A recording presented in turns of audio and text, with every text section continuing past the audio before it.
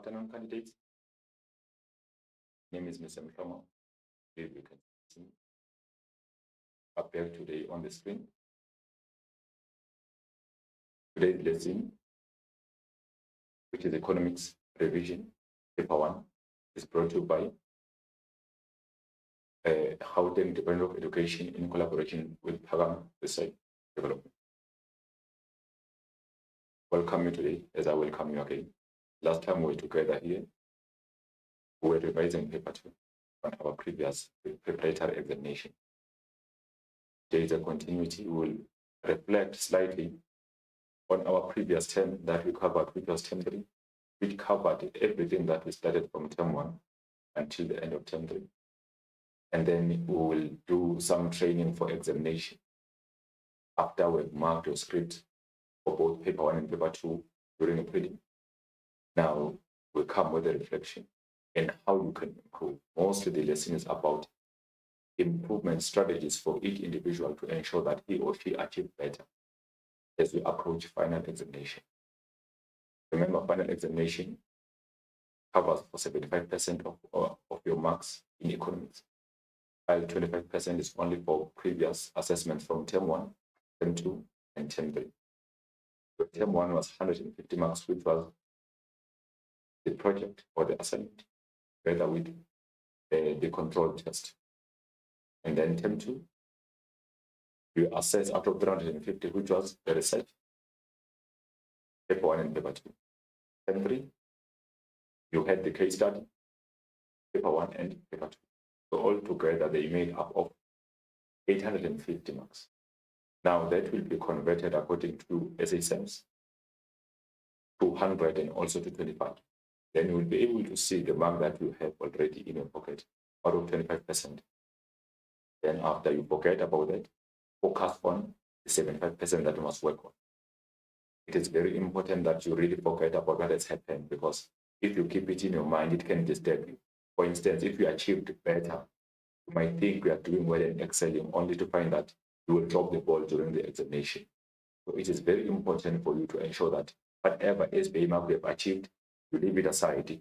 Focus, start afresh. Everything is new for you now, so that you will be able to have a better target and be able to work towards achieving that particular target. I believe you will do it. Our prelims were challenging. They needed more from you. The exam will do the same, but we believe that it will be able to give you more access to those pages and those questions, so that you can be able to obtain more marks to achieve that 75% that is required. Like I've mentioned, I'm Mr. Mhlongo. We are doing paper 1 economic revision with the reflection and training on how you can achieve marks better as we go through our examination. Please be with me until the end of the lesson. The lesson objectives. So mainly it's a revision session for our paper 1. Remember, our paper 1 covers our term 1 and term 3. Normally, I will mention in topics. Our term 1 is macroeconomics. Under macroeconomics, we come across the likes of circular flow topic, business cycles, public sector, and foreign exchange markets. And then under economic pursuit in term 1, we covered protectionism and free trade. And then economic pursuit continued in term 3, even though we covered that one in term 2 because of our fast pace in our ATP. We covered economic growth and development, regional development, as well as indicators which include both social and economic indicators. So that's our paper 1 will cover that information. So the following are the very much important dates for you as we go towards our examination, final exam. Economics paper 1 will be written on the 12th of November, 2024. It will be written in the afternoon during the second session, not in the morning session. Meaning in the morning we have a paper that will be writing. It will be languages, by the way. We will be writing some languages in the morning, those that are doing those languages. Then after, in the afternoon, there will be economics paper 1. I saw somewhere the languages paper 2. So it is very important for you to ensure that You prepare yourself now, be ready now for examination, because we know that languages paper 2 will take a lot from you since they require you to study. You need to read a lot as you prepare for languages. So it is not about refreshing. It demands a lot from you. So you must ensure that you prepare yourself thoroughly. Do everything on time. Complete your revision on time so that you won't conflict with those subjects that will be written a day before or during the day when you will be writing economics. So also for those candidates that are doing economics and life sciences, and those that are doing economics and physics, we have an issue in there because one paper of economics goes together with life sciences. The day before the life sciences, for instance, Friday is life sciences, Monday life sciences, Tuesday is economics. Anything apply with physical sciences, it will be again like that. You have a Friday physical sciences, Monday same thing, then Tuesday is economics. So if ever you're doing this mixture of subjects, you will be disturbed. So it's very important for you to ensure that as you plan your study, you accommodate economics, because there will be times where it will be difficult for you to have an effective study due to the fact that your timetable will be congested. Also, I think in paper two, you will be in line with Afrikaans, those of you that are doing Afrikaans FAR or Afrikaans home language. So in that situation, you are also affected because in the morning you will be writing Afrikaans and afternoon you will be writing economics. So that will be, I'm not quite sure, but one of these two papers, both of them are going together with languages on the same day. That's why our subject is written afternoon. So ensure that you prepare yourself now and later so that you won't be conflicted when you have to even balance your subjects. It is also written in second session, I mean paper 2. So prepare for both papers now so that the congested schedule does not affect your economics paper 2, including economics paper 1. So as usual, this is natural for us now. According to our examination guideline, we focus on this side, our column A. Popular flow, like I've mentioned, is a part of what we will cover. Business cycles, public sector, foreign exchange markets. Then we go further to tourism and free trade, industrial development policies, as well as economic and social indicators. So also what we call regional development. So these are the topics that we will consider today. So all activities that we'll be doing from the column A, which is our paper 1. So it is very important for you also to note the following. There are different strategies that are used by different educators or colleagues to ensure that their learners achieve at the highest level. We know that now it's late, but not that much late. But since we are doing more subjects, you need to have a strategy as you approach your question paper. Know what to do, know what will get you marks. Like I normally emphasize that you do your section A thoroughly and get your 25 to 30 marks. Once you achieve that, then you ensure that your section C, you nail it down. The minimum of 30 marks, if you can obtain that, then you go to your section B, you get those marks. You will be able to pass the paper. It is easy if you have a strategy going there to the examination. So have a strategy going to the exam.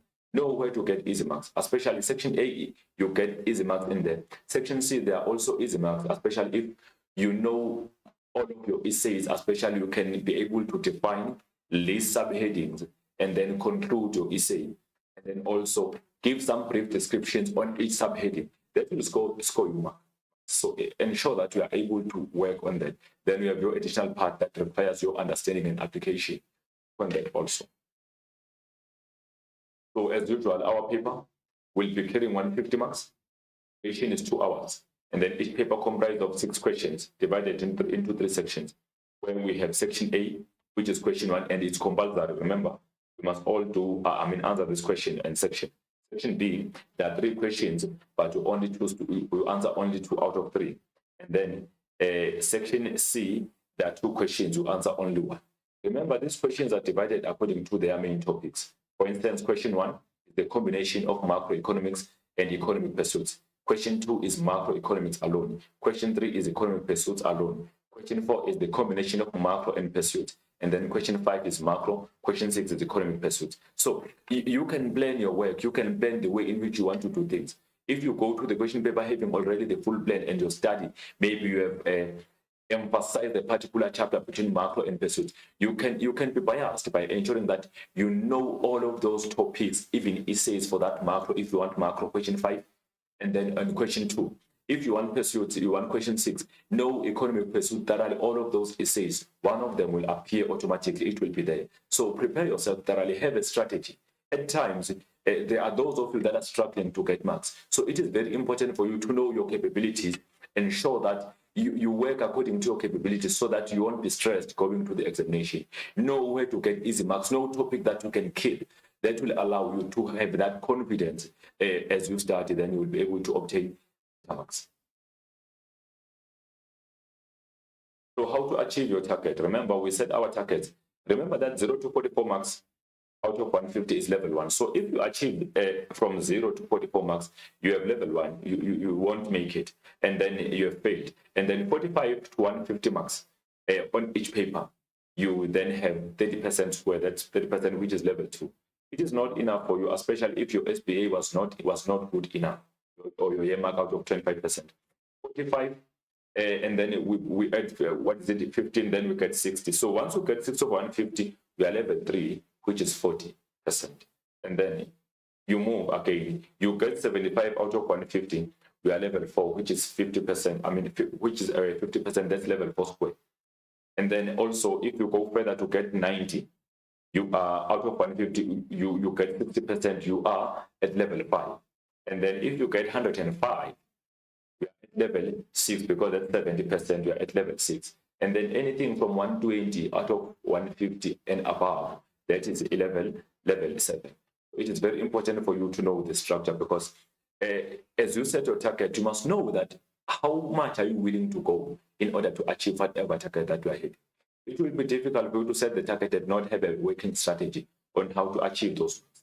So anything above 120 out of 150 is at distinction level. Remember, it happens that you have obtained better marks in your examination, but your SBA was not good. Then you cannot get your distinction if you want distinction.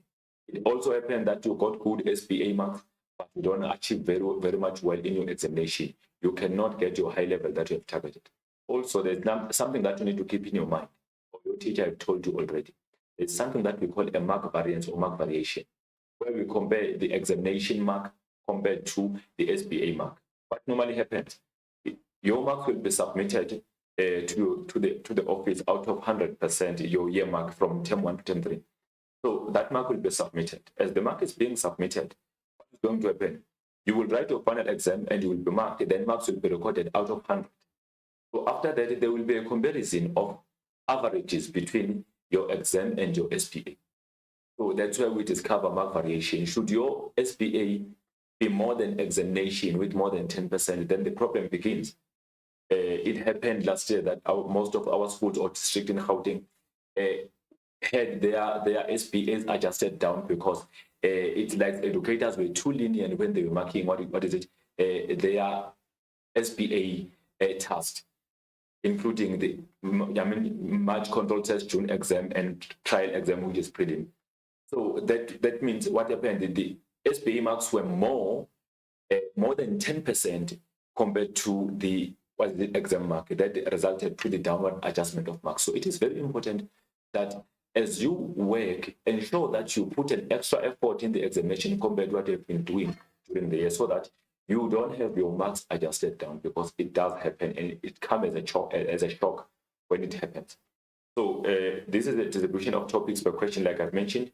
Question 1, macro and economic pursuits. Question 2, we have macroeconomics only, which covers all 4 topics for macroeconomics. Question 3 is economic pursuits only, all of those 4 topics there.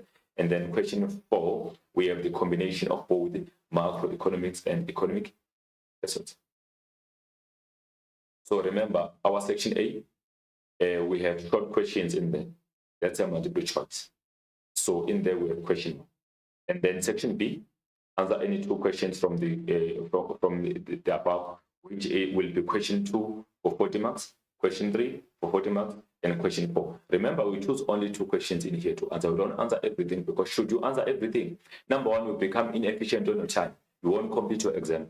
Number 2, the marker will only mark first 2 questions. So there's something that we call ENQR exceeded number of questions required. Should you answer extra questions, we mark only first 2 questions in section B. So in that case, the last question won't be considered in section B, only to find that you wrote more than the first question. So that becomes your problem. Section C is 8 questions, it's 40 marks. And then in there, remember, it's out of 40 marks.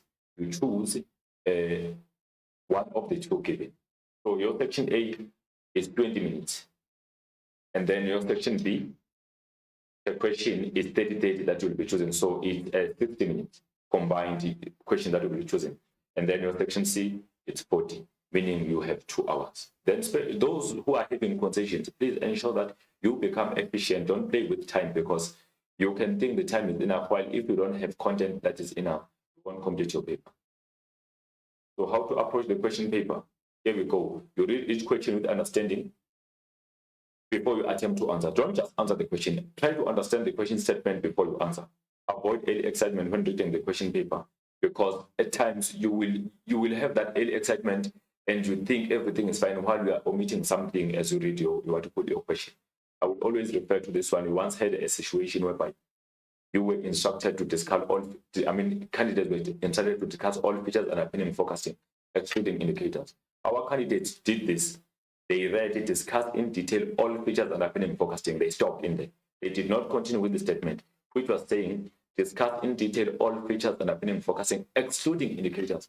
They did not consider excluding indicators. So the first answers were starting with leading, lagging, coincident, and composite, which was totally wrong. It was marked wrongly, meaning now they did not read the question statement with understanding.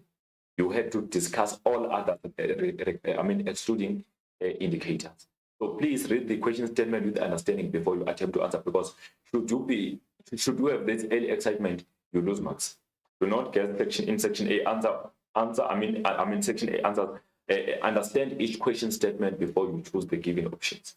Then also read data response with understanding while highlighting important information and contextualize it. Then you can make sense on which topic is it talking about. And then also improve your ability to link. Remember, our section B requires most of linking and as well as additional part. You have to link. As you are able to link, you can be able to answer those how, what, impact, and why questions, because they require you to be able to link and connect.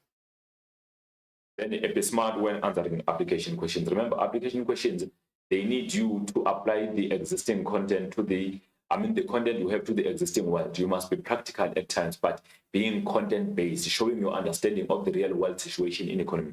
So should you try to be general, you don't get marks. Should you be content-based only, you don't get marks, because you need to explore your knowledge and understanding across. Open your wings in the subject, try to understand what they're asking about. Then you can be able to answer questions. We will have some examples of such in here. Answer in full sentences where the question requires explanation. Do not hint, because as you hint, you will get half marks or nothing. In multiple choice, especially in section, how can you score marks in 1.1? So you must know your terminology. As for mind the gap, ensure that you know your concept and terminologies. Use mind the gap terminologies provided at the topics to ensure that you are ready. And then do not leave anything unattended. Ensure that you maximize the given options. And do not ensure that as you answer in 1.1, you connect the statements in there with the given options so that you can get it correct. And then also do not write an answer on top of another answer. Avoid doing the following. You say the answer may be C, after that be on top of C. This thing won't be visible enough, so it won't be marked. Or avoid giving an option to the marker. For instance, the answer is A, you say A or B. No, you straight the answer. If you feel like it's wrong, then you will remain with one answer so that can be marked. Should you write the answer on top of another answer, it won't be marked. It will be marked wrongly. And then should you give the marker options, then that thing won't be marked, because the examiner gave you options. You also give options to the marker. That is wrong. You need to answer the question. Remember, 1.1 is out of 16 marks. We are giving 8 questions to choose the correct answer in there, only giving 4 options on each statement. Then it's out of 16. That's a very important part, because each answer you lose marks on, you lose 2 marks. And then we continue with matching items. How can you score marks in matching items? Look at the column A concept and try to derive the answer. It is very important for you that as you are given column A, you look at column A, try to derive the answer from column A. It makes sense. Like, let's say you are given maybe in column A, you are given the multiplier. You need to have an idea on what the multiplier is and the content surrounding the multiplier, so that if you check in column B, you can get the correct answer. So avoid just guessing. Ensure that here you start with answers that you know they are correct surely. Then you see remaining options and you browse around until you get them correct. Use elimination method by matching answers that you are sure they are correct. Do not just answer sequentially from 1 to 8. If you are doing that, you might lose marks, because if you get one answer wrong, it means might be two answers being wrong, you end up getting 0. So ensure that you eliminate. Start with answers that you are sure they are correct. After that, go back and try to link until you get it right. Then look for answers that are confusing you. Do not guess yet. Relate and make sense. Find the commonality between those answers. After eliminating, you surely have few options remaining. Relate again until you have one column B response remaining, which is expected to be wrong, by the way. And then remember that it is highly possible that choosing one answer wrong, you have two answers wrong, which can end up giving you 0. So ensure that you don't just guess. Do not leave any question unattended, option unattended. Match everything that is given to you, and then have one answer that is not supposed to be matched because it's wrong on your column B. And then we continue. That terminology 1.3. So in there, read description with understanding before providing the term. Remember, and then do not leave any blank spaces. That's why we come across blank spaces the most when we mark. So avoid doing that. Also, do not give an option, but provide one term. If you are given one description, there's one answer correct in there. So do not give option. It can happen that two answers are correct because it's common, but give one answer. Do not give options to say this or this. That will not be marked. And then also do not use abbreviations or acronyms. Something like GDP, you can't give GDP. If ever the definition says the total value of all final goods and services produced within the country at the given period of time, usually a year. Yes, the answer is GDP, but in this section, or in this part of section A, we don't use abbreviations and acronyms. We use full words. For instance, you have to say gross domestic product, not GDP, just gross domestic product. Should you say GDP, it is now wrong. Maybe the answer, the statement says systematically book of record that capture all transactions of international transactions of the country over a period of time.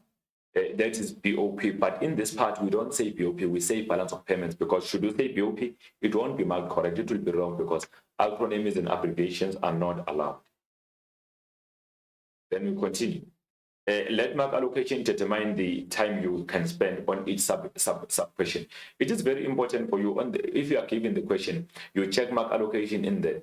For instance, maybe they say mention any two in 2.1.1. You can't spend 5 minutes in there. You must spend 2 minutes because each answer, actually 2 minutes is too much. You must spend a minute, half in there, so that you can be able to complete your question paper. Should you spend more, you become inefficient. For that sake, you end up not completing your question paper.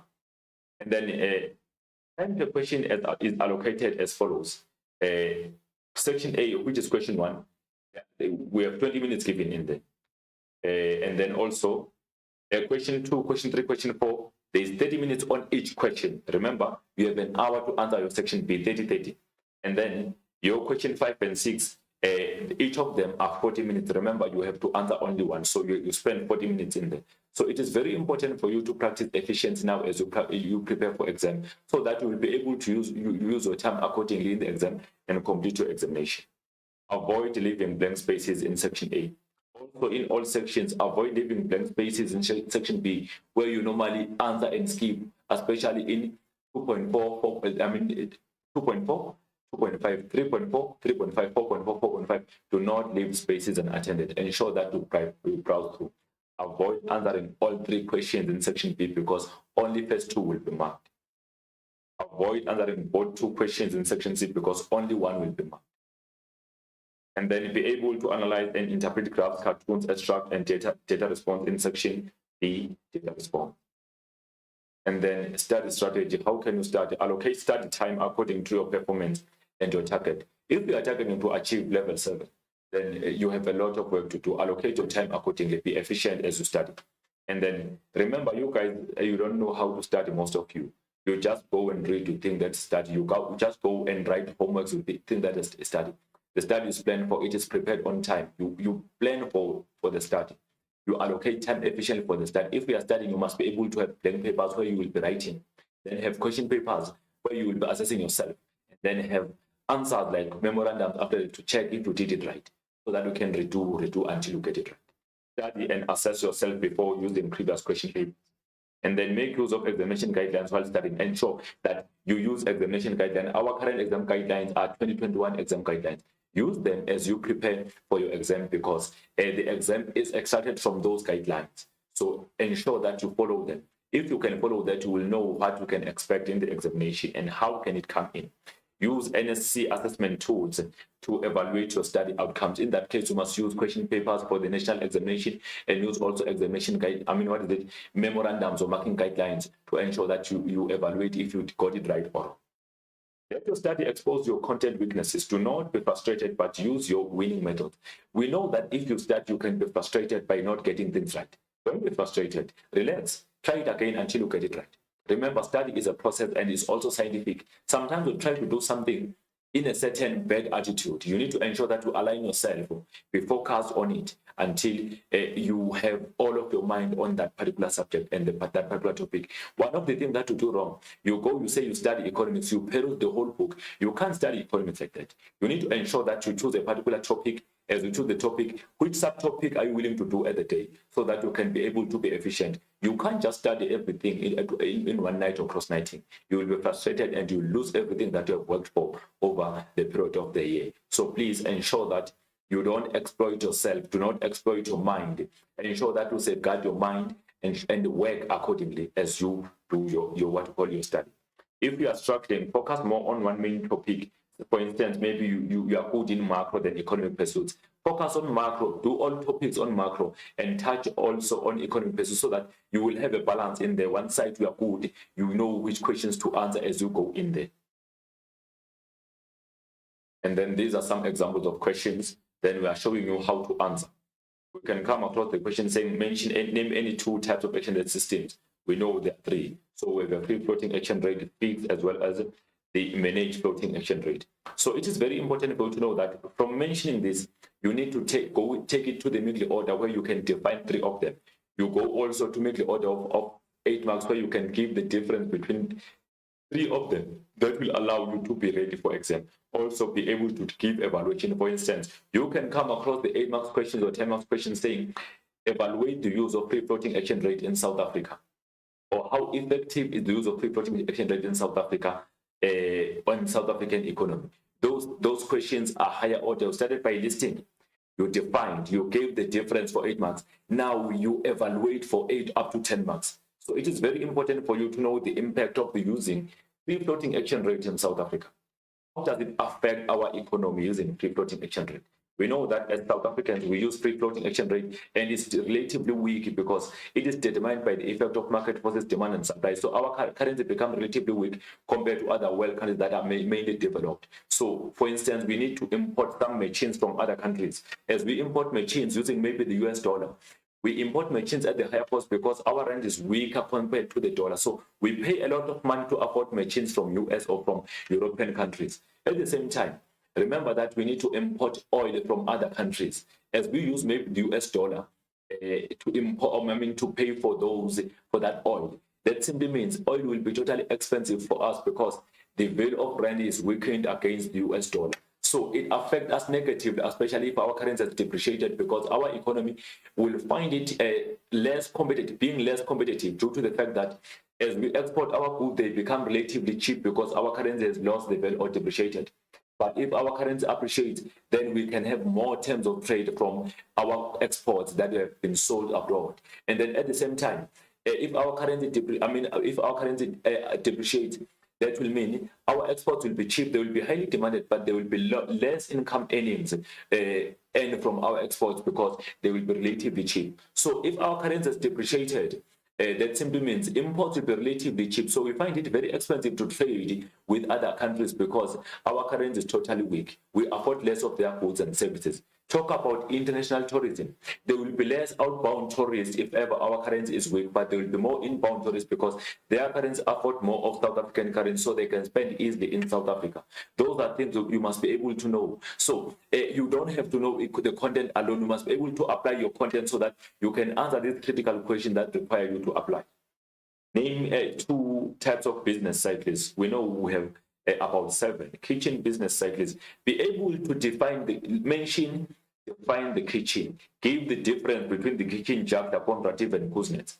And then we have juggler, Kuznets, we have contractive. We also have demand-driven business cycle. We have supply-driven as well as the political business cycle, be able to define them all. After that, be able to give the difference between each one of them. And then at the same time, be able to give a particular or a certain evaluation. For instance, they can say maybe, how did elections, South African elections in 2024 affect the business cycle? We know that if ever we have elections, there will be more government spending trying to fund people, trying to fund businesses for the sake of campaigning, trying to provide public goods and services. What does that do to the business cycle? It results to the upswing of the business cycle. There will be more short-term job opportunities created by the government as a part of trying to ensure that they get votes. For that sake, what happened to the business cycle? It steps up, it upswings. But after elections, we come across less government activities going on, less government spending.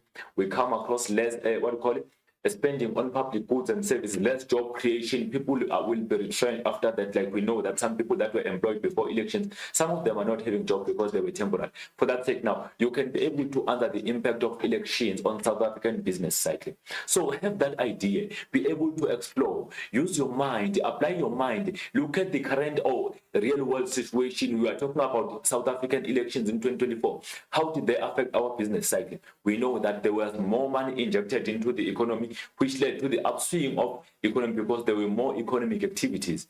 Be able to do that, man. Come on. You can do it. We believe, we know you can do it. Name any 2 reasons for South Africans to demand the foreign currencies. Why do we demand foreign currencies? Like we demand US dollar, or we demand the pound, or we demand the euro. For instance, we want to pay for imports. If we buy goods from abroad, we can't pay for them using our rand. We need to sell our rand by demanding that foreign currency so that we can be able to pay for those goods and services that are imported. To invest abroad, if we want to invest either direct or indirect, buying shares or starting the company or establishing the company or buying existing companies, that means we need to sell our rands to those foreign currencies so that we can be able to spend. Remember, our rand is not a legal tender in those other countries. It's only a legal tender in South Africa. If we say the currency is a legal tender, we mean it is allowed by authority to be used to exchange goods and services. So in other countries, it's not a legal tender. It's only a legal tender in South Africa. So we need to sell our currency by buying the foreign currency so that we will be able to do what? To pay for those investments abroad. Also to pay dividends. If ever a foreign investor that have invested in South Africa by buying shares, what do? As we pay for their dividends, we don't pay using South African rand. We need to sell our rand by buying their currencies so that we can give them their dividends. And then outbound tourism. If ever South African tourists are leaving the country to foreign countries, that will mean they can't simply use our rand if it's not a legal tender in that particular country. They need to sell their rands and exchange it to the foreign currency so that they will be able to spend and be involved in economic activities in that particular foreign country.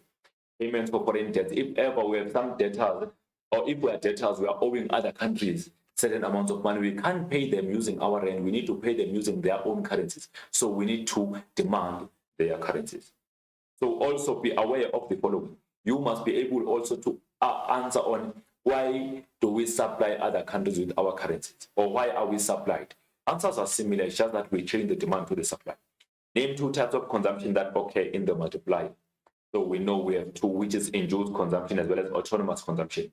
Now also, on this one, be able to give the difference between the 2. Be able to define each one of them, which is allowing you to give the difference.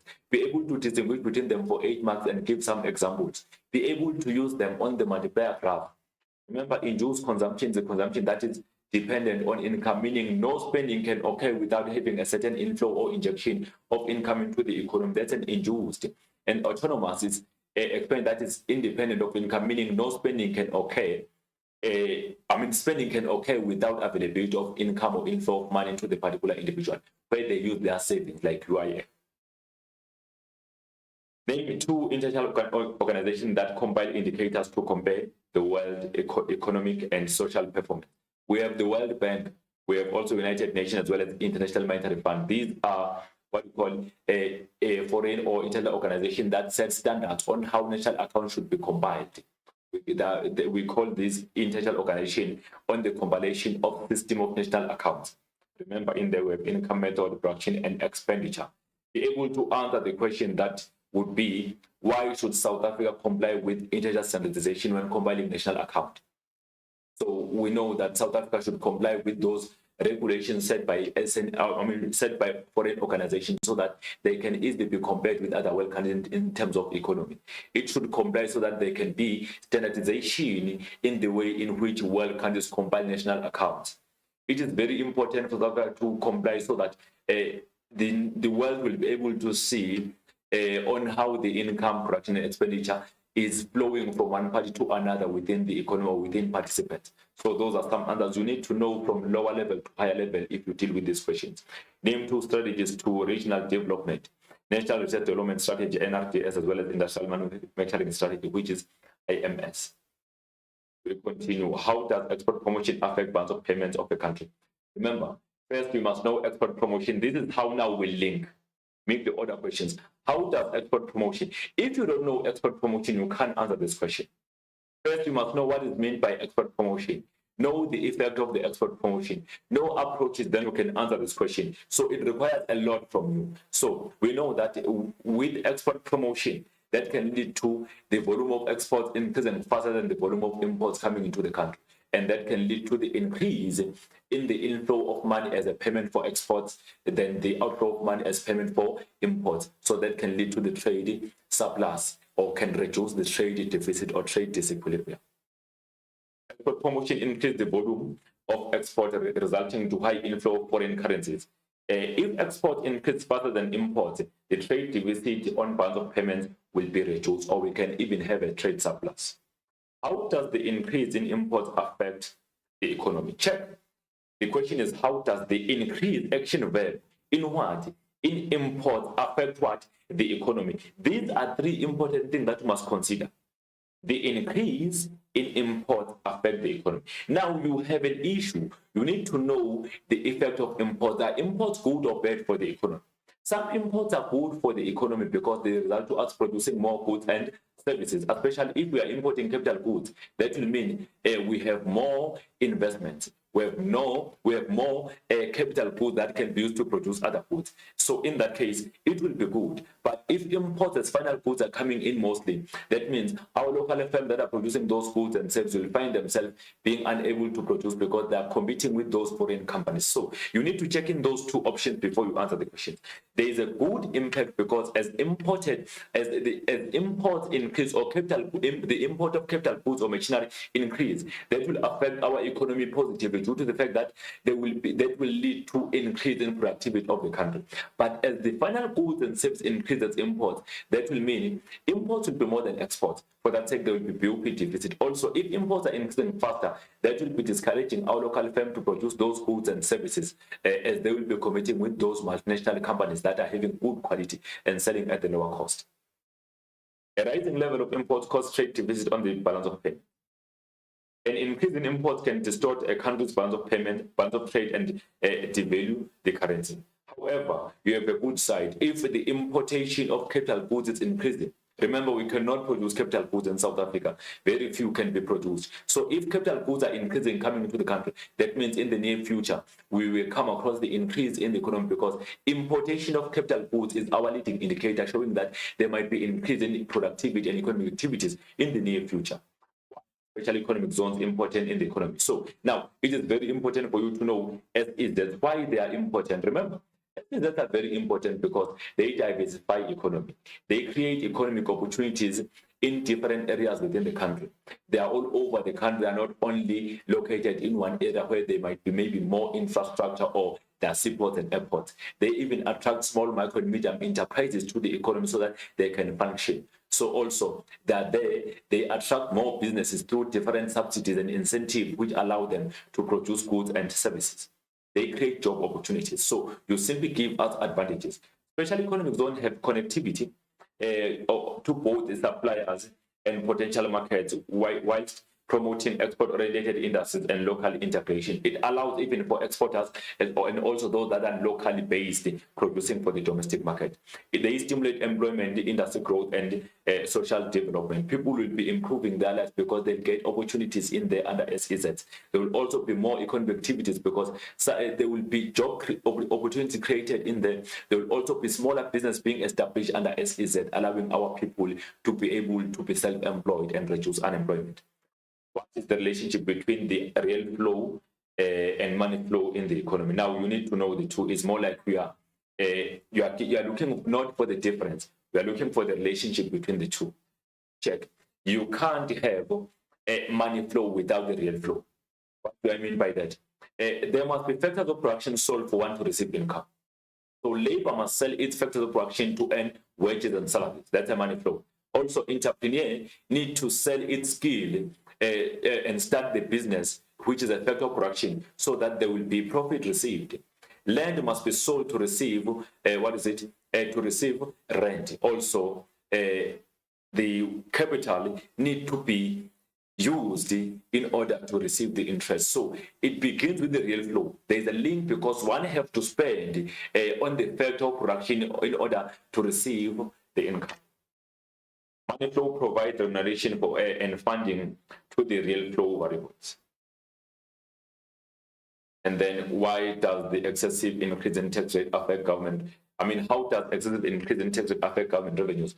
Now, you must go straight to the, what you call Lafayette curve, which talks about tax rate and tax revenues. If ever the tax rate increases excessively beyond control, that will lead to taxpayers being reluctant to pay tax. They will be involved in tax evasion, which is illegal. Some will be involved in tax avoidance, which is legal. So for that sake, that will be decreasing tax revenues. Because if they fail to disclose their source of income due to the aggressive taxation, then that will mean they won't be paying tax, which will lead to less government tax revenues. Excessive tax increase decreases the government tax revenues. Individuals and business may not disclose their source of income into SARS, which is known to be tax evasion. This is known as an illegal practice that occurs when taxpayers fail to disclose their source of income. High valued added tax increase selling price and revenues earned by the government. If ever the tax increases VAT, that will mean the revenues earned by the government will be increasing. And then what is the negative impact of excessive access to credit in the economy? Remember, in here, we are looking for the negative effect, not positive. Excessive, too much increase in credit creation. If there is more credit creation, how does that affect the economy? Remember, people are always tempted to spend. As people are always tempted to spend, they spend money they don't even have. Should we have excessive credit in the economy, that will lead to what? It will lead to more spending, aggregate demand increasing more than aggregate supply, which will create demand pull inflation. High level of credit creation increases money supply and aggregate demand, since people are always tempted to spend as they hold on money, which can cause demand pull inflation. How can the appreciated exchange rate affect terms of trade? Now, how can appreciated, the currency or exchange rate has appreciated? How does it affect the terms of trade? You need to know what is meant by appreciation. You need to know the terms of trade. We need to know then the effect after that. The primary information, no appreciated currency. The primary information, no terms of trade. Secondarily, you must know then the effect. So if ever the currency appreciates, how does that affect terms of trade? Our terms of trade as South Africans will be increasing in the short run, especially if our goods that we are exporting are relatively elastic. If that demand elastic, that will mean as the currency appreciates, our exports will be expensive, so they will be demanded highly in the short run, but in the long run, they will be substituted, which will lead to the terms of trade decreasing in the long run, but in the short run, our TOTs will be increasing. But then they can mainly consistently increase only if our exports are demand inelastic. They cannot easily be substituted abroad. So the appreciated exchange rate increases the terms of trade in the short run, because it makes export expensive, which increases the export of foreign earnings. It, however, decreases terms of trade in the long run, depending on the elasticity of demand for exported products, since consumers can seek for certain products to replace our exported goods into those countries. We continue. Why do developed countries favor the idea of free trade? Now, you need to know what is meant by developed nations. What is their advantage? You need to know what is meant by the free trade. For that sake, then you will be knowing how to answer the question.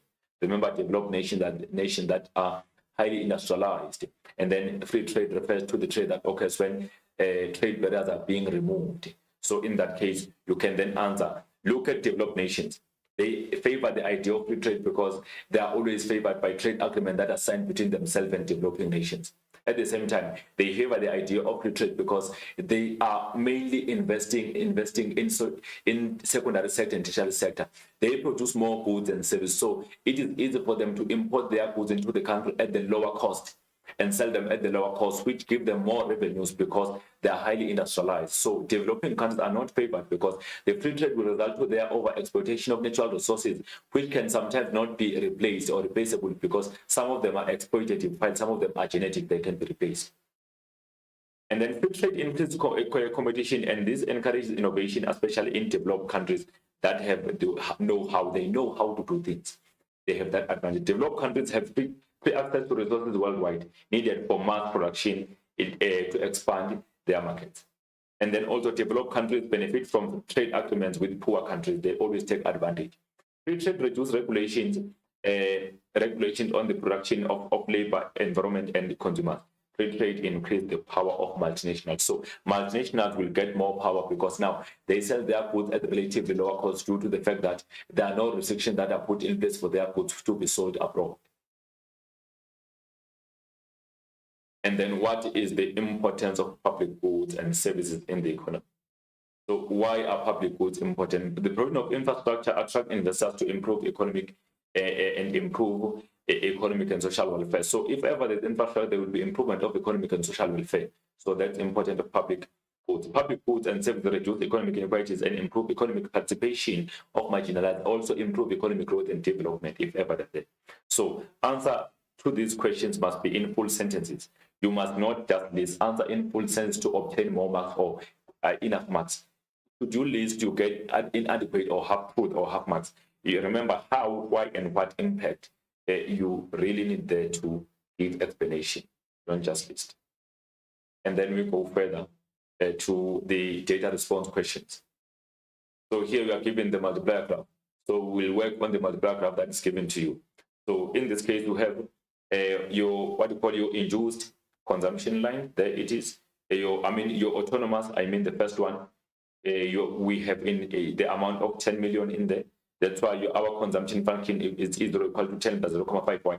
That means on this given 10 million, we only spend half of it as for consumption. So we spend half, which is 0.5. And then there should be E here. And then that simply means in this situation, our income, our expenditure equals to 20, income equals to 20. And then we go further to the induced consumption, which is 30 now. We say E1 is 30 plus 0.5, meaning we still spend half on our given income. So this is our consumption function. We have E1 in here. So in that case, remember, we will be having 60 here. You will see how we get to that. This is the 45-degree line, which indicates equality because any intersection along it will create equilibrium, meaning income equals to the expenditure. So let's check what goes on here. We have... you are given our consumption function. In the consumption function, you already have your MPC, which is 0.5. Meaning as you calculate your multiplier, you will be getting A will be equals to 2. In that case, let's check.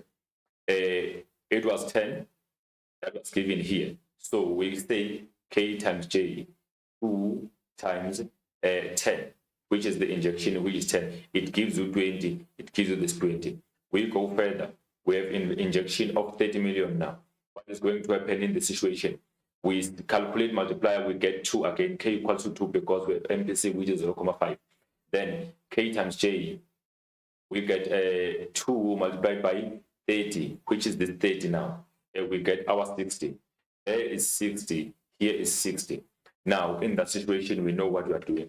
Maybe you are required to calculate the multiplier using K equals to change in Y over change in J. Remember, in this situation, you will be doing it this way. Change in Y, you say 60 minus 20 over change in J. You say, what is it? We are looking for, you will say 30 minus 10. 30 minus 10. So let's do this. 60 minus is 40. 30 minus 10 is 20. 40 over 20 equals to 2. So it gives you the same value of the multiplier. So be able to work on these things so that you will be able to obtain marks in different ways. Multiplier can be calculated in 3 ways. This formula I've just provided here, or the one which say K equal to 1 over minus MPC if we are given MPC, or one that say K equal to 1 over MPS. So be able to work on them. So these are the questions now. Identify original consumption function. There it is K E is 0 equal to 10 plus 0.5y. If the marginal quantity to consume MPC from the graph above is 0.5, not y, do not use 0.5y, because now it's no longer MPC, just pick 0.5 or any other number there. If it's 0.4, 0.2. And then briefly describe the term induced consumption. That's the consumption that is dependent on income, or it cannot occur without availability of income. How does the increase in marginal rate of taxation, MRT, influence the value of the multiplier? We know that once taxation is involved in the multiplier will lose its value because taxation is a leakage. Should the government get to be involved on the multiplier, maybe taxing that particular income, it will be reduced. The income will be reduced received by the individual. In that case, that will be reducing what we call the MPC, because most of the income is going to the taxation. So as tax is being involved, the multiplier value will be decreasing. Using the formula, changing y over changing j, calculate the value of the multiplier for the above diagram, show all calculations. In this situation, you really have to use this formula that I've already used to get these two as an answer. So let's go there. You have questions on this data response. Identify original consumption is 0 equal to 10 plus 0.5y. If the MPC 0.5, continue. Briefly describe the term induced consumption.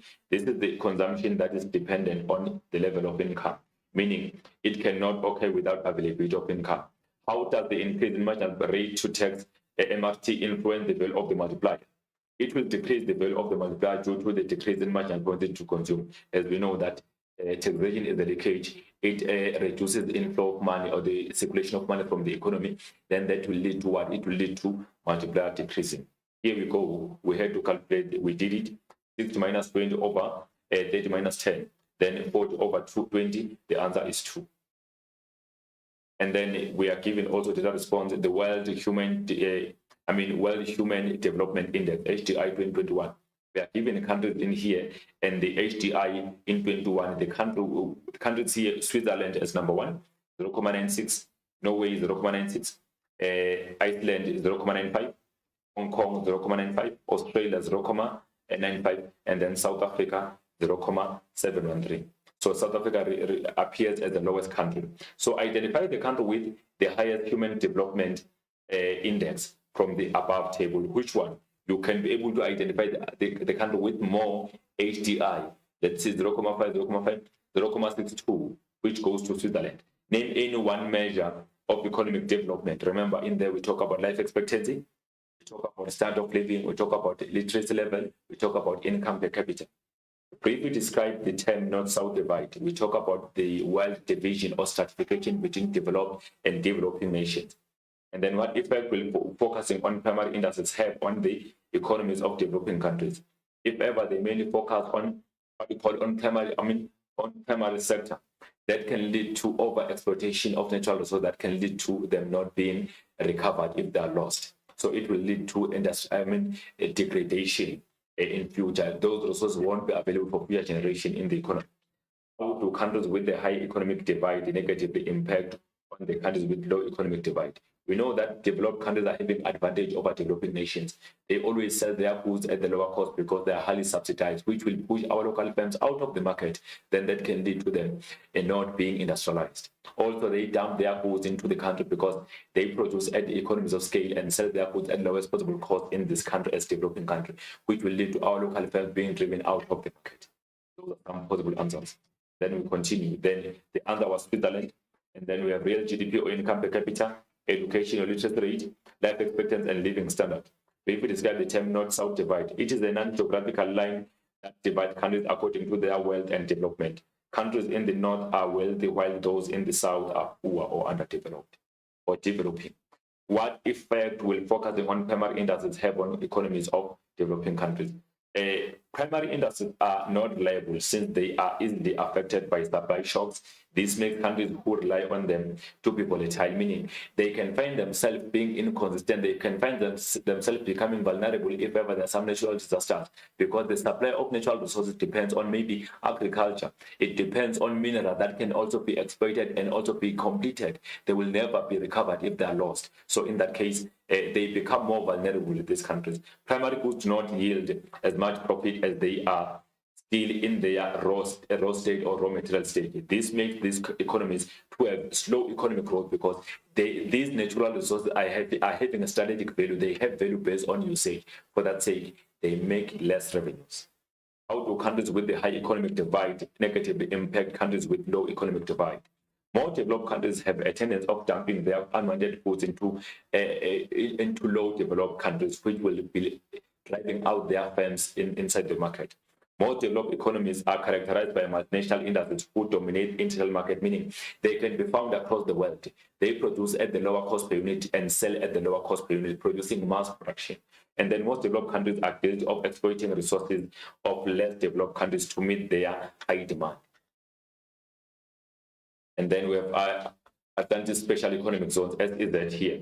So here you need to know the SEZ itself, which has been asked even before on our lower order questions. The Atlantic SEZ, part of City of Cape Town initiative, taken in 2011 to establish a green tech manufacturing in Atlantis. Situated in the West Coast, this SEZ capitalizes on provinces already booming renewable energy and green technology sector. Remember, you must know green technology. A wind tower manufacturer, the Gestem Renewable Industries (GRI) has already invested 300 million and is in full-scale production, adapted from that's a source of what you call the provider. Identify the state-owned enterprise from the above extract, the ESCOM. Name the institution that regulates the supply of electricity is NERSA. If you describe the term budget, the budget refers to a document detailing anticipated revenues and estimated expenditure. And then explain the impact of high state debts on provision of public goods. High state debt hinders the ability of the government to provide public goods, but instead focusing on loan repayments abroad. With the existing debt, the government is unable to borrow from the same institution to provide health services because it's already borrowing. And remember, as interest rates are increasing, the country needs to pay more return. How can the South African government improve accountability from seventh? Accountability can be upheld by holding accountability sessions where public servants account for their actions. Reporting to the Auditor General can improve accountability and promote service delivery. Control by departmental heads can make public servants to focus on improving the level of competence and efficiency. Putting into place quality management systems or quality assurance systems where public servants are rated according to their performance. Data response again, here we are given, this is more like malnutrition under indicators. I'm hungry. You can see holding the empty plate, and you can see that we have the issue of malnutrition in the situation. Which type of social indicator is depicted in the above? The social indicator identify the child malnutrition illustrated in the picture above, and then briefly describe the term infant mortality. Briefly explain why obesity in children is associated with diabetes, and then what impact can poor services have on well-being of people. That is 10 marks. Then which type of nutrition, social indicator is depicted in the nutrition, health, or malnutrition. Then identify the child malnutrition illustrated, weight for age or underweight. Briefly describe the term infant mortality. That is it refers to the measures of the number of infants who died before the age of 1. That's a rate of children that died before reaching 1 year. Why is obesity in children associated with the other diseases? Then being overweight or obese in early childhood increases the risk of adult obesity and is associated with health conditions like heart diseases, diabetes, high blood pressure, and other diseases that we can talk about. What impact can poor service delivery have on the well-being of people?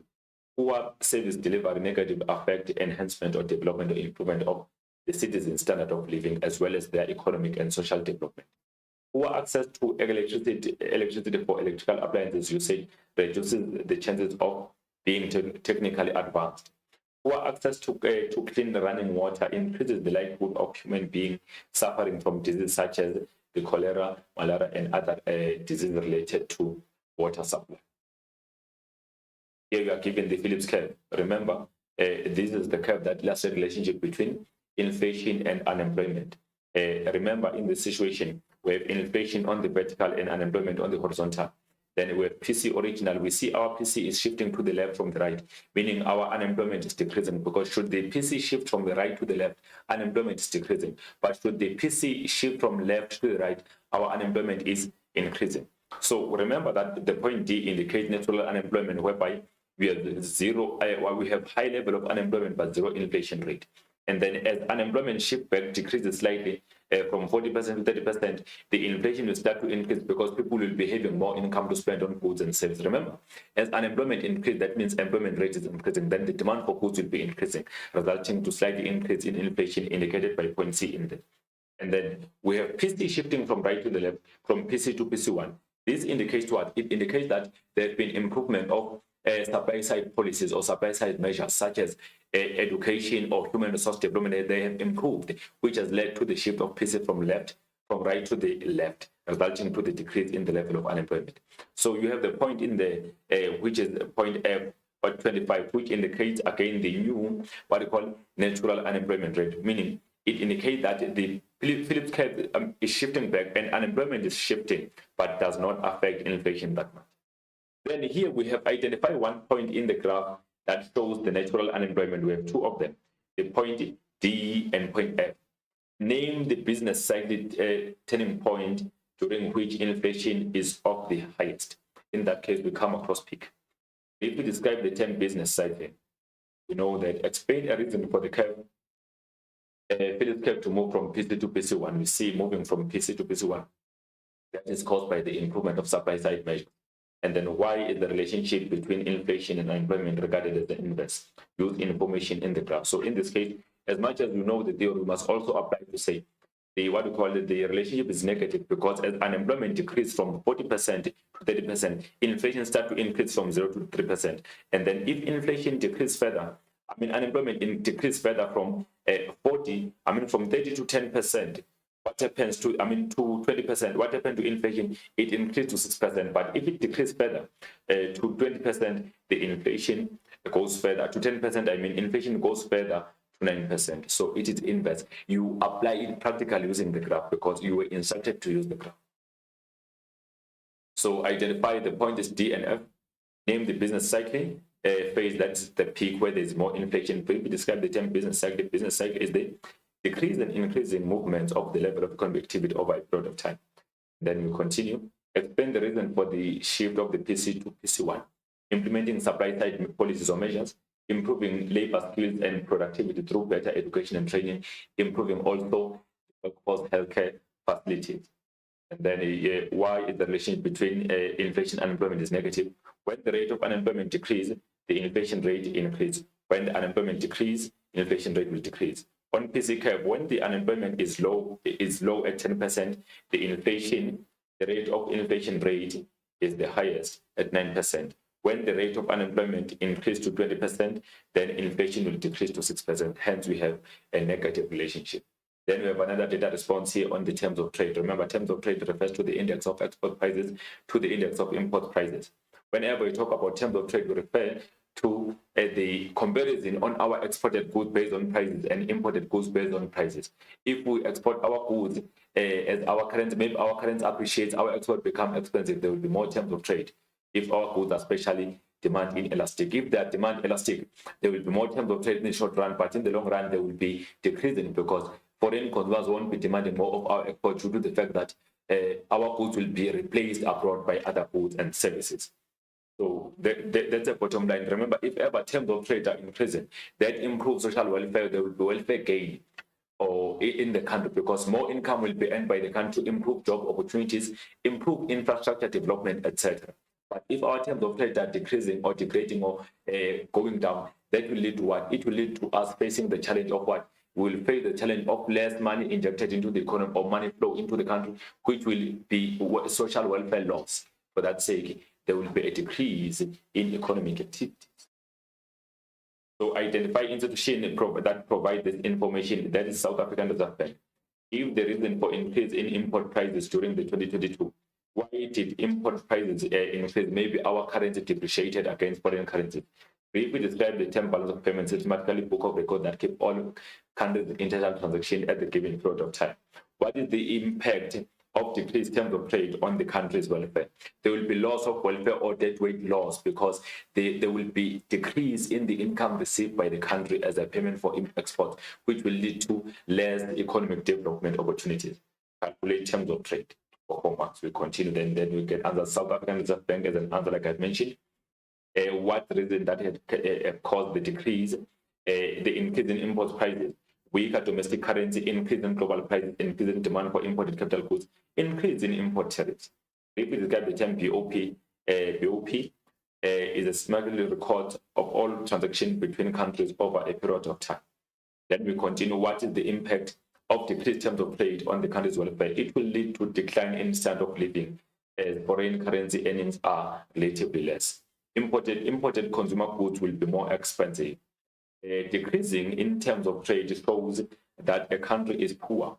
More capital is flowing out of the country to pay for imports. But in terms of trade, remember we say TOT is the index of export prices divided by the index of import price multiplied by 100. So we had 168.7 divided by 134.2 multiplied by 100, which is 125.7. So you can say 125.7 or 126 if we have to convert in there, or if we have to round off.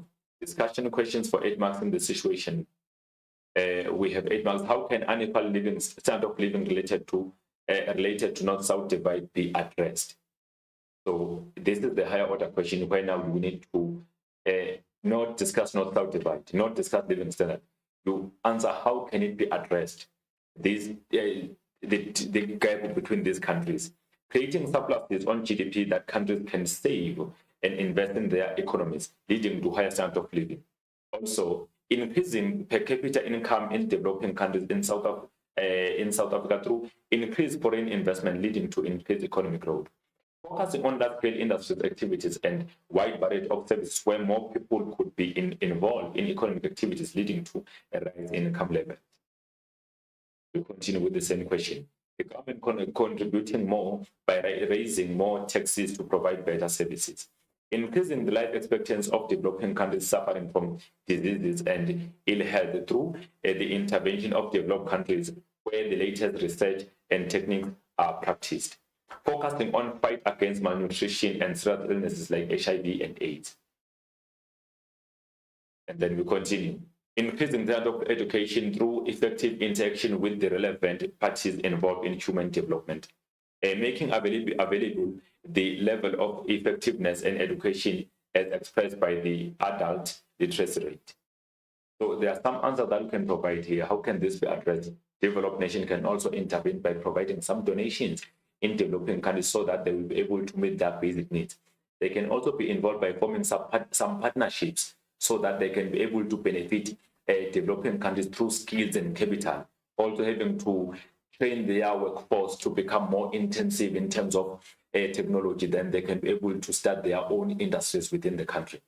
Like collaborations between the countries in terms of education, like we know South Africa and Cuba, we have our South African people going to Cuba for being medical, to do medicine.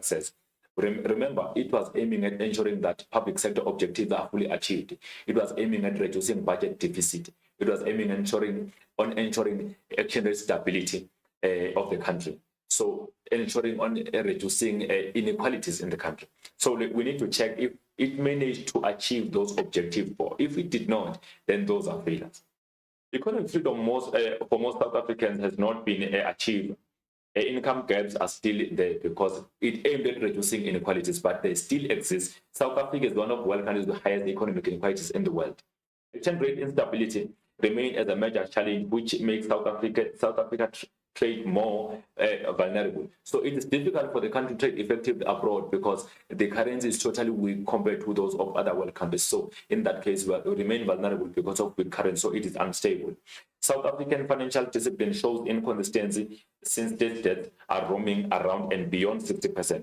As for the main budget, our benchmark is 60%. We should not increase 60% on state debts, but South African debts are beyond 60%. So there is no budget control in there. We are faced by budget deficit. South African economic growth has been below 6% since 1996, but the GIA was aiming to achieve 6% at least growth in economy of the country. So unemployment remains at the critical challenge in South Africa, which has resulted to high level of social and economic instability. We know that according to latest stats, our expanded unemployment has increased to 42.25%. That's bad. That means our unemployment rate is too high if we include those people which are economically active, but they've given up on looking for job. So unemployment is too high. So remember, GIA was aiming at ensuring that it achieves full employment. So it has not been achieved. Remember, if we talk about the GIA, we refer to growth, employment, and redistribution, which was formed by the democratic government in 1996 to supplement challenges of what you call a RDP that was formed. If we discuss moving averages, so remember on the business side, moving average is a tool used to analyze changes that occur in series of data over a period of time. And then also, it is calculated to iron out minor fluctuations and reveal trends in the business cycle. The data given can be used to calculate moving averages for the business cycle for the past 3 years, past 4 years. It depends with the instruction given to you. If you are given a question to calculate them based on months, you must use months. Given years, you must use those years given to you. And then moving average is the analytical tool used to forecast the trend of economic performance over a period of time. It is statistical data or time series used by economists or in businesses as well as government authorities to predict future economic performance. So one can ask you, how can the government authorities use moving averages to forecast the economy? They use that information so that they can predict the future patterns of the economy, which is known to be extrapolations, by the way. We continue. By using moving averages, by using moving averages determined from the given data, economists can get a clear picture on the general trends of the business cycle over a period of time. To calculate moving average, quantitative and qualitative methods are used. And then quantitative method is based on mathematics, while qualitative method yields research, assumptions, and probabilities. A qualitative method is also known as judgmental method because in there we don't depend on the quantity, we don't depend on numbers. We use judgments. And then briefly discuss economic integration as a measure to promote trade between countries. In that case, we talk about desirable mix, where we refer to the lack of having to integrate maybe export promotion with import substitution simultaneously, or choose to use one, having to use protectionism and use free trade at the same time. We call that a desirable mix. Then if we go further to economic integration, we talk about its forms here, which is a FTA, free trade areas, which occurs when countries form the group of themselves as they identify the common desires among themselves. And then after that, they decide to remove the trade barriers and tariffs among themselves so that there will be free trade amongst each other. And none of them can change those tariffs or those restrictions without any consideration of other members. So no one can charge the tariff on the other member. Member countries are not charged, but non-members are charged the tariffs. But each country can charge different tariffs to non-member countries. There is no commonality in there. The only common thing is that as we are the partners under FTAs, we are not charging tariffs on each other. But we can charge tariffs on other non-members. We don't care. You can charge as much as possible tariff without considering other members. And then it goes further to other members in there, which we grow FTA even further.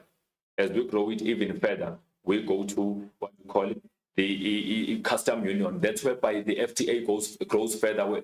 That's when countries now try to develop it further by ensuring that they maintain that they don't charge tariffs against each other. However, they charge common tariffs against non-member countries. And no member country can be able to influence tariff without having to consult with other countries that are the member of the FTA. Members, they adopt similar restrictions or tariffs against non-member countries. No country between member countries can change or deviate trade restrictions without a formal agreement. And then we continue.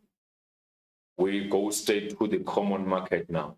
In that case, if we talk about the common market, that's when now countries start to allow the free movement of labor, capital, and money between members. If ever we are member countries in there from FTAs, we decide to ensure that the capital is moving freely, no restriction, labor is free, we can work anywhere in the country of members without any restrictions. And then we go to the largest one, which is the monetary economic union. In that case, we talk about the largest economic integration, which talks about maintaining further FTAs by trying to ensure that we adopt the same currency, same fiscal policy, the same monetary policy. The member countries agree to adopt the single currency and the same central bank for determining the monetary policy, like interest rate. Then taxes are also made uniform or similar or common as members adopt the common fiscal policy. Those are the forms of economic integration. Evaluate South Africa's import substitution policy. Has it been successful or not? Is it good or not? We know that South Africa is faced by the challenge of substituting some imports because capital goods cannot be substituted due to the fact that we are unable to produce them because we are not capital or technical intensive. We depend on other countries to provide us with capital. Also, some skills cannot be substituted because we don't have them in South Africa, we lack them. But some of the goods and services can be substituted because we can produce them locally, having our own industries. Increasing industrial growth and development as new industries will be established. So it can lead to industries growing because new industries can be established. It increases the profit leading to further investment. Local firms can get more profits because they won't be facing higher competition from foreign companies or multinational industries.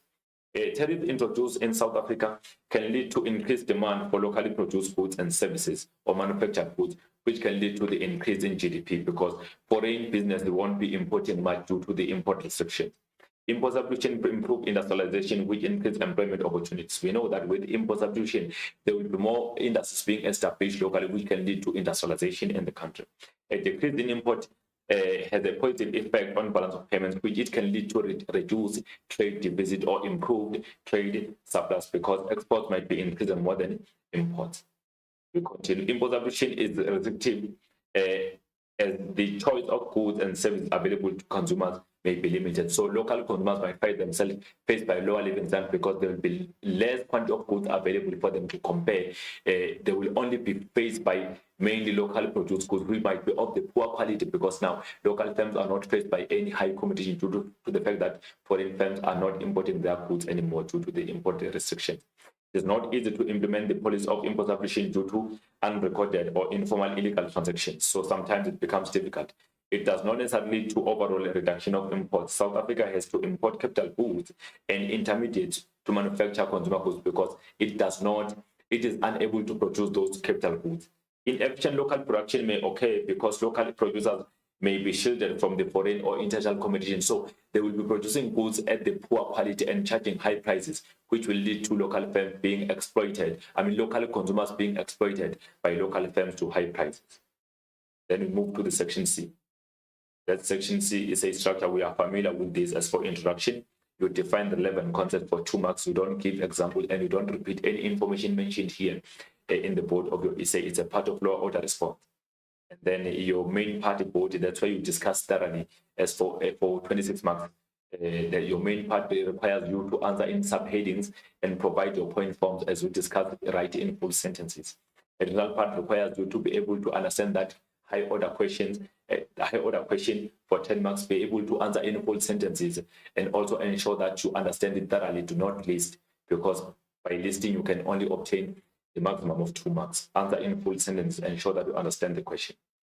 Conclusion is the higher order response that must be provided as you conclude or you sum up what you have discussed above, but ensure that there is no repetition of whatever that have been mentioned above in your main part or additional part. Ensure that as you answer, you link, you become content-based, you link what you are discussing to what you have discussed above. You don't bring the conclusion that is not common to main part or original part. It must include either main part or original part or both of them, so that we can conclude. It should be the higher order response, not the lower order, because should you answer in the lower order, it won't be answered. Should you repeat something from the body or original part, it won't be marked again. So then you can get 40. So how do you write an essay? Essay must be written in subheadings. Do not write paragraph forms because subheadings alone will give you maximum of 8 marks. Subheadings and example can populate to 8 marks, allowing you to get 8 marks maximally for lower order. So if you don't write subheadings, you will lose marks because if you write paragraph, there are no subheadings, you forfeit marks. Those 8 marks will be forfeited. Use point form rather than paragraphs when writing your essay. Remember the IMAC, which stands for introduction, main part, additional part, as well as conclusion, so that we can follow all parts of your essay. And then remember 80-18 principle, whereby the main part constitutes about 18 marks of your discussion, and 8 marks is only for lower order that give you 26 marks in your main part. And then the content knowledge and depth of discussion of the concept has maximum of 18 marks, while subheadings are only 8 marks. And we continue. Be aware that listing on the additional part has the maximum of 2 marks. You will forfeit marks if you list. It will be claimed together to give you 1 mark, 2 marks if they are correct, by the way. Ensure that responses you provide are enough to give you, enough for you to score maximum marks. Do not list 3 sentences. Do not discuss in 3 sentences. Ensure that you discuss at least in 5 sentences so that if they are all correct, you get full marks in there. Arrange your essay in point form like explained above. Your conclusion should not have any repetition of either introduction, main part, or original part. Ensure that your conclusion is at the higher order and is linked to main part and original part. Is not a repetition. Essay conclusion must be at the higher order, must be the higher order response. These are essays that we have in our question 5 macroeconomics, discussing detailed markets in the circular flow, and then we continue discussing detailed new economic paradigm or smoothing business cycles, and then discussing detailed features underpinning forecasting, and then also discussing detailed main objective of the public sector in the economy, discussing detailed reasons for public sector failure, link them to the typical problems of public sector provisioning, and then discussing detailed reasons for the international trade. Remember, for this essay number 6, it can come with you discussing detailed reasons globally, meaning you have to discuss supply, demand and supply. If they choose for you to discuss in detail demand, you discuss demand. Supply, you discuss supply. If you are given subheadings, discuss only those subheadings given to you. Don't expand because it won't be marked. Economy pursuit question 6, discussing detailed export promotion. Remember, we have reasons, methods or approaches, advantages as well as disadvantages. Discussing detailed arguments in favor of protectionism. That's why you discuss them, list them all. There are 9, you discuss them. And then discussing detailed demand side approach in promoting economic growth and development in South Africa. In that case, we talk about fiscal policy, monetary policy, and then we talk about also the benefits in nature, progressive tax system, property subsidies, and then wealth taxes, triple BEE. We talk about also the land reform policies. We talk about C plus I plus G plus X minus F. Discussing detailed South African growth and development policies. And then in this case, we talk about the likes of, we have the likes of GIA, ASGISA, GIPSA, RDP, NDP, NGP, EPWP, triple BE, SMMEs or SMD, a small business development program, etc. That's what we are discussing in there. Discussing detailed South African endeavors to regional development. Those are industrial development zones, ITZ, spatial development initiative, STIs, special economic zones, SEZ, and then also corridors. And then also discussing detailed economic indicators. In that case, we talk about the likes of employment indicators, inflation indicators, money supply indicators, activity indicators, and the foreign trade indicators, interest rate indicators also. Discussing detailed social indicators. That's when we talk about demographics, education, the services, urbanization, health, nutrition, etc. Here we provide you with one example of an essay discussing detailed South African endeavors or initiative in regional development, 26 marks. How successful is government in promoting industrial development in South Africa? Then in the introduction, we define the concept. So this is what we are going to do. Regional development refers to the policies in which are aimed at increasing economic livelihood of specific areas or regions. That's an answer for 2 marks. Any other correct definition is given marks for giving 2 marks. Spatial development initiatives, SDIs. That's when now you define them as a policy to promote sustainable industrial development in areas where poverty and unemployment are at the highest. So it improves economic livelihood of areas where there's high level of unemployment and poverty. It can be defined as a link between important economic hubs and regions in the country. So we continue. The intention was to grow SDIs mostly through private sector investment. So state was to enhance inward investment through the granting of incentives to businesses. The public-private partnership promotes the economic potential of underdeveloped areas. And then we continue under the main part. We talk about still SDIs. In a public-private partnership, a private business may provide the capital to build a factory and to buy raw materials and employ labor, while the government provides the capital for the infrastructure, e.g. roads and water.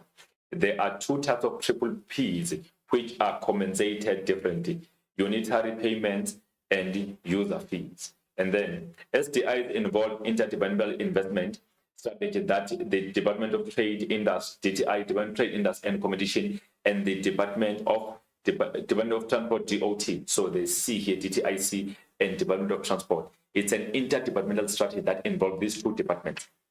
And then we continue with the SDI.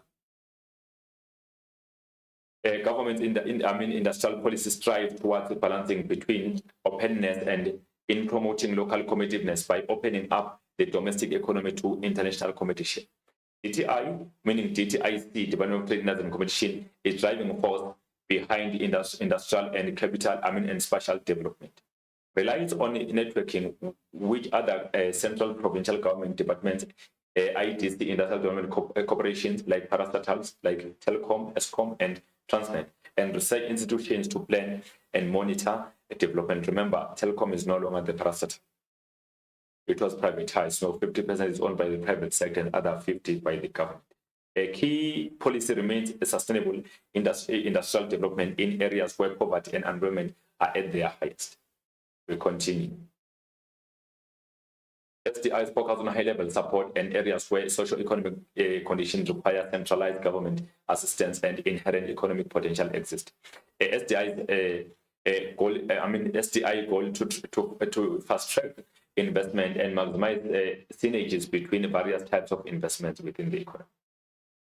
Continue with the objective of SDIs: develop physical infrastructure such as roads and harbors, and then also stimulate economic activities in underdeveloped areas, create employment and stimulate economic growth in underdeveloped areas, develop coherent economic potential in underdeveloped areas, and attract private sector and foreign investment, which is FDIs into the economy, establish a public-private partnership within the economy. And then industrial development zones. Remember, we have SDIs currently in place in South Africa that you can list. There are people with industrial estate that are physically enclosed or linked to seaports and airports. They are in duty-free import areas whereby importers in there that are importing machines or capital goods will not be liable to pay for any tariffs. This strategy was aimed at making export internationally to be more competitive. So they focus on creating job opportunities and by promoting exports. And then SDI, IDs that continue, goods produced in these zones should be exported to foreign countries, not to be sold locally. As services are provided from outside, the economy in the area should be stimulated. IDZ offers world-class infrastructure and enjoys zero rate of VAT on its supplies from South Africa sources and reduced taxation on some products. Then we continue with IDZ. IDZ and then were located to benefit the following investing companies through support, access to transport and exporting purposes, and then product produced for export by waiving import duties, and then skills training for employees by providing subsidies. And then we continue. And then IDZ also, they designed to, which are objective, provide a location for establishment of strategic investments in the country, promote and develop links between domestic and zone-based industries, and then enable exploitation of resource-intensive industries. And then we continue also. IDZ currently in place, we count about 6. We have Richards Bay IDZ, we have Ortambo IDZ, we also have Ghana Bay, we have Kuga in PE, we have Mahikeng IDZ, etc. Special economic zone. It creates a basis for a product chain range in industrial parks and provide economic infrastructure to promote employment. Geographical demarcated areas where specific economic activity has been identified to be developed.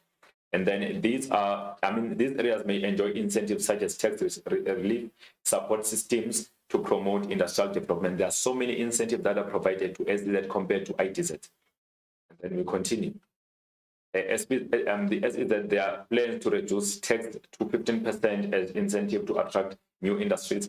SDZ are aiming to attract only new businesses, also businesses which are developing a new product line. Also for diversification, by the way, businesses which are expanding their volume, meaning they're willing to produce more. And then the DTI, Department of Trade, Industry and Competition, has indicated that the existing IDZ where special tax incentives do not apply would be graduated to SEZ. That means that's why we will always say the SEZ is the expansion of existing ITZ, because the SEZ give variety of opportunities to all industries, including locally based and exporters, while ITZ only focus on exporting industries. It can be located anywhere within the country, while ITZ can only be located nearby seaports and airports. The corridors. And then corridors in South Africa are special areas that offer specific advantage to mining, manufacturing, and other businesses.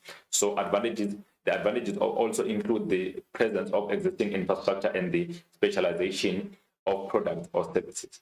These corridors are development areas within South Africa and are the development priorities of all development agencies.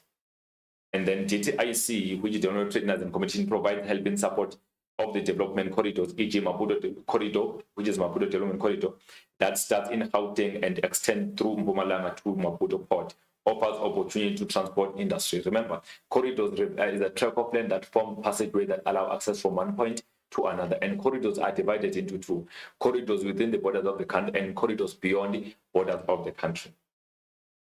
Then additional part. The success of government in promoting industrial development in South Africa, implementing GEA, which focus on promoting growth in economy, although hasn't been successful because real GDP growth is not at the expected levels. The NGP formation, which focus on improving certain skills, which would attract global businesses and ensure long-term economic growth, has not seen the decrease in the number of people which are unemployed. The National Development Industrial Framework, NIPF, as an appropriate policy within the best practice, although hindered by the unemployment problem. We continue on the additional part. Then spending huge amount on improving infrastructure, though through SDIs, for example, maintaining, improving, and expanding infrastructure, access suitable, modern, reliable, effective, and efficient infrastructure as services. The creation of jobs was not enough to reduce unemployment. Implementing ITZ through, although some ITZ growth have been slow due to incentive not being attractive enough to establish businesses. Introducing SEZ to address the negative elements of the ITZ by providing additional incentives. So we talk about the success in there. And then promoting small business development that has been reasonably successful due to improved access to finance and capital, which has promoted entrepreneurship as well as efficient and competitive markets. Promoting regional development, although it is still uneven because it is still concentrated in 4 major metropoles in South Africa. So it has been successful in most cases because there have been incentives developed to attract most of small businesses, skill development, technology, as well as foreign investors, also attract improvement of the infrastructure. It has been successful for those reasons, even though we have been coming across South African industries dozing in terms of growth due to the fact that we lack capital to be well industrialized. We lack machinery and our currency remains weak, so it becomes impossible for us to grow faster under globalization due to the fact that our currency is weak. As we import capital goods or machines, it becomes relatively expensive. Also, with the country finding it difficult to improve infrastructure to the highest level due to the fact that there's a budget constraint by South African government, that alone make it to be unsuccessful. Also, political interference has resulted to high level of corruption in South Africa, whereby industrial development, what incentives are driven to certain individuals as a part of special interest group to benefit them instead of benefiting industries as a whole in South Africa. Incompetence of the government officials has led to industries not growing faster because incentives provided are not allocated accordingly.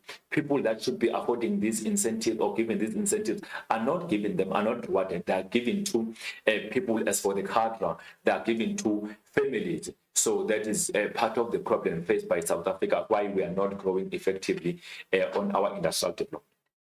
It is the ultimate responsibility of the government to ensure that proper and effective policies and policy direction is given on the entire development of the country to ensure that there is effective industrial or regional development. And then our essay is ending here. 8 out of 40 marks, conclusion must be the higher order, must not be any repetition.